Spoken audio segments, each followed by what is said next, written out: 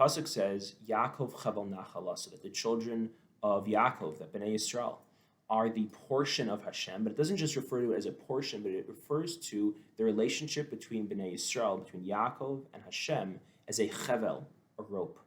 Why a rope? What's the imagery of a rope? What's the significance of that?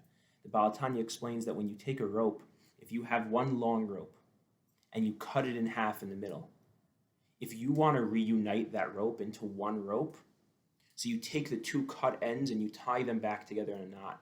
And what inevitably happens when you do that? The two ends of the rope, the two extremes of the rope, the two sides of it, are now closer together than they were before.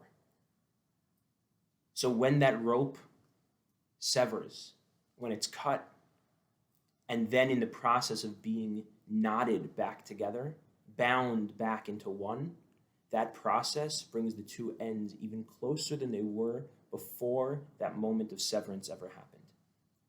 And that is the analogy that the pasuk is trying to give us as the Ba'al HaTanya in thinking about our relationship with Hashem. That when we have those moments where we sever that tie, we misalign, we cut ourselves off from Hashem. When we come back and we bond ourselves again, we tie that knot again, we're not just back where we were, and we're certainly not further, but we're actually even closer to Hashem than we were before. And the same is true in our relationships. When that rope is cut, and then we do the hard work, it's not easy, but that hard work of creating that knot to bring it back together again. And sometimes that can happen somewhat seamlessly.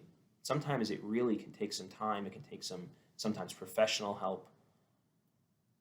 But either way, it takes a lot of vulnerability and a lot of courage to retie that knot. But when we do, and when that knot is tied, the two people in the relationship are not further than they were before, and they're not even where they were before. They're not reestablishing that same relationship. They're bringing it even closer.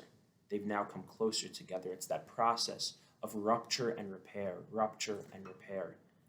that develops this incredibly unique bond that can be the beauty and the strength and the stability and the depth and fulfillment and satisfaction of a long-lasting and deeply knotted marriage.